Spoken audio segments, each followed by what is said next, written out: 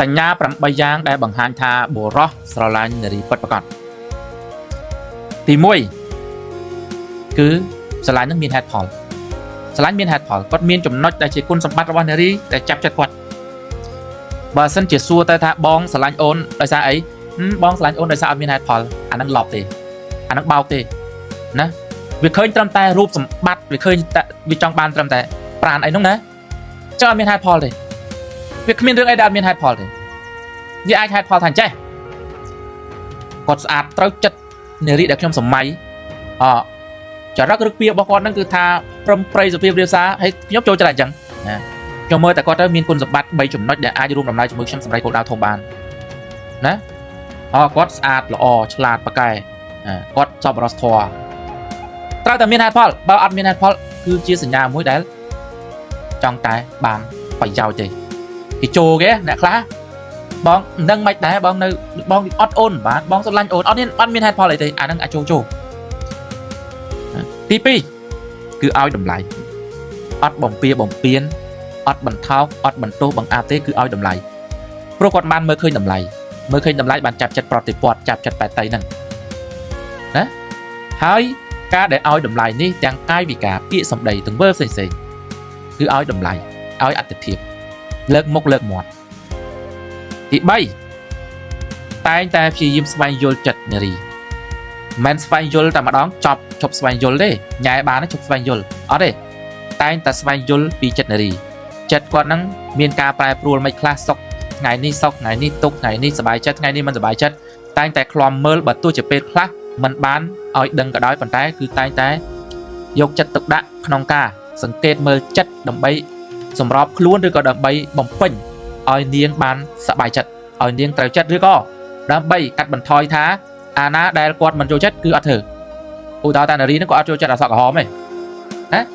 គាត់ដឹងថាសក់ក្រហមគាត់ដឹងថាគាត់សក់ក្រហមគាត់ទៅលាបថ្នាំអីចឹងទៅណាគឺហើយចិត្តនេះជាបន្តចែកតែងតែចង់បាននេះបាននោះចង់បាននេះបាននោះប្រាថ្នានេះប្រាថ្នានោះសម័យនេះសម័យនោះចឹងហើយគេប៉ងរកអ្វីដើម្បីទៅ surprise រកអ្វីដើម្បីទៅឲ្យនាងសប្បាយចិត្តនារីចង់បានទូរស័ព្ទចង់បានឡានបាច់សួរទេពេលខ្លះនោះចង់បានហូលប្រមួងចង់បានរបស់នេះរបស់នោះពេលណាមួយគាត់សំប្រាក់ដើម្បីទិញឲ្យបានណាទី4បបួលគ្នាកំណត់គោលដៅអត់បបួលគ្នាដៅគោលដៅដើរលេងគិតតែពីរឿងដើរលេងគឺគិតគូរអំពីអនាគតគឺគិតគូរអំពីគោលដៅផែនការឧស្សាហ៍ជជែកសួរណែនាំដេញដោលពិភាក្សាគ្នានិយាយអំពីផែនការនិងគោលដៅហើយដាក់គោលដៅជារួមណាហើយបើមនុស្សគំនិតខ្លីឬក៏មនុស្សចង់បោកអត់មានគម្រោងផែនការទេមានតែគម្រោងផែនការដើម្បីកន្ទ្រប់ឬក៏គម្រោងផែនការដើម្បីប្រយោជន៍ឬក៏ដើម្បីប្រាណណានាំទៅព្រៃចូលប្រោកថោកទៀតអីអញ្ចឹងទៅតែអ្នកគិតវែងឆ្ងាយគិតពីអនាគតបរិសុទ្ធស្រឡាញ់ពិតប្រាកដអត់ធ្វើអញ្ចឹងទេទី5តែងតែមានការណែនាំកែលម្អណែអាប្រុសខ្លះគឺថាគេបញ្ចោបចើចស្របទាំងអស់អាហ្នឹងនារីត្រូវប្រយ័ត្នខ្លួនកន្លែងហ្នឹងបញ្ចោបចើចអូនធ្វើអីក៏ត្រូវលួងអូនបកែផ្អែមល្ហែមទាំងអស់អាហ្នឹងដល់តែពេលថ្ងៃណាមួយចូលសងវាចប់ហើយចប់សពគ្រប់បណ្ដោយតែបើមនុស្សដែលគិតពីអនាគតវែងឆ្ងាយគេតែងតែណែនាំហើយជាពិសេសគឺផ្ដល់គំនិតយោបល់ឲ្យនារីហ្នឹងភ្លឺហ្មងឲ្យចេះដឹងហ្មងឲ្យមានបញ្ញាហើយបើខុសគេកែគេអត់ខ្លាចថាស្រឡាញ់មិនស្រឡាញ់ទេធ្វើទៅទាស់ចិត្តអត់ស្រឡាញ់បើគេធ្វើល្អហើយអត់ស្រឡាញ់តើក៏បានដែរអញ្ចឹងគាត់អត់ខ្លាចរឿងថាគាត់កេងប្រយោជន៍ទេគាត់ត្រូវកែលម្អគាត់ត្រូវតែកែលម្អអ្នកខ្លះគាត់អាចថាជាបរិសុទ្ធដែលឆ្លាតទៅគាត់កែលម្អដោយសន្តិវិធីអញ្ចឹងទៅឬក៏យុទ្ធសាស្ត្រអ្នកខ្លះទៀតគាត់កែលម្អប៉ាំងក៏មានដែរហើយកុំថាគេបំបាក់មុខហើយកុំថាគេស្រឡាញ់មិនពិតប្រាកដព្រោះអ្នកខ្លះមាត់ឆាវចិត្តឆាវបើដៃធ្វើចឹងអត់ត្រូវទេអ្នកខ្លះរកកន្លែងណាស្ងាត់អញ្ចឹងទៅអានេះណែធ្វើចឹងប្រយ័ត្នគេបោកអានេះធ្វើចឹងខុសអានេះធ្វើចឹងវាអន្តរាយចេះណាហើយបើប្រុសណាអូនធ្វើអីក៏ត្រូវបញ្ចោចឲ្យអូនសង្វឹងដើម្បីពេលណាមួយគ្រប់ណាប្រយ័ត្នណាទី6គេខិតខំសន្សំទី1គឺសន្សំចំណេះដឹងចំណេះវិជ្ជាសន្សំការសិក្សារៀនសូត្រដោយអប់រំអរិយាប័ត្រជាបន្តបន្ទាប់ដើម្បីសម្របសម្រួលដើម្បីជួបម៉ែឪក្មេក គេខំរៀនដើម្បីមានសមត្ថភាពដើម្បីយកទៅបង្ហាញដើម្បីឲ្យអាចត្រត្រង់នារីបានណាចិញ្ចឹមបីបាច់ថែរក្សានារីបានហើយបើគេមានសមត្ថភាពហើយគេខំរកដើម្បីគិតពីអនាគតដល់ពេលប្រុសខ្លះអត់សមត្ថភាពហើយអត់ខំរកទេខំតែនាំដើរលេងខំតែអូកាឡាខំតែចូលចំការណាខំតែចេះខំតែចោះហើយអានតិនសួរថាម៉េចបានពូឯងដឹងណាមួយថ្ងៃអ្នកឆាតមកពូច្រើនណាស់ជាពិសេសស្រីដែលចាញ់បោកអានតិនឯងហ្នឹងឆាតមកពូច្រើនណាស់អូកាឡាទៅឆ្កាដូងណានោះ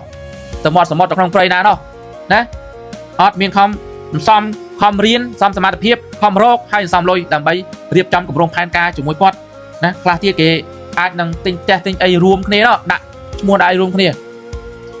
នេះគឺតែចូលគ្នាម្នាក់កន្លះយួរបងសាច់អូនទឹកអានេះគេអាស្នេហាហេងស៊យទេអាសាច់ទឹកតិចទឹកភ្នែក7អត់និយាយអំពីរឿងរួមភេទទេនិយាយពីរឿងរួមដំណើរណាគេគិតវែងឆ្ងាយប្រុសខូចខលបលពុជតកហល់មានគិតអីវែងឆ្ងាយគិតតែចង់រួមសង្វាស់គិតតែចង់រួមខ្លះបខំអាខ្លះទៀតដាក់ក្នុងទឹកក្រូចទឹកអីញ៉ៃដាក់ប្រើល្បិចខូចខលថោកទៀបបំពៀនលើគេគិតតែពីរឿងអានោះតែប្រុសដែលគេគិតពីអនាគតវែងឆ្ងាយស្រឡាញ់នារីពិតគាត់អត់និយាយរឿងនោះនិយាយថាធ្វើម៉េចដើម្បីយើងអាចរួមដំណើរជាមួយគ្នាយើងឆាប់បានរៀបការជាមួយគ្នាយើងឆាប់មានមុខរបរយើងឆាប់មានលុយណាទី8បើកចំហក្នុងការទំនាក់ទំនងណាគេអាចនឹងនាំតែជួបពុកម៉ែគេទៅលេងផ្ទះគេជួបមិត្តភក្តិគេណាគេអាចឲ្យស្គាល់ជាសាធារណៈតែបើប្រុសដែលលួចលាក់ឬក៏ប្រុសដែលមិនពិតប្រាកដទេប្រើល្បិចឲ្យបានសិនតែប្រុសអត់ចេញជាសាធារណៈឲ្យគេដឹងគេឃើញទេព្រោះវាខ្លាចអាប់គេដែរអាប់ឈ្មោះដែរអញ្ចឹងបងប្អូននារីពិនិត្យមើលមានសញ្ញាទាំង8ហ្នឹងទេ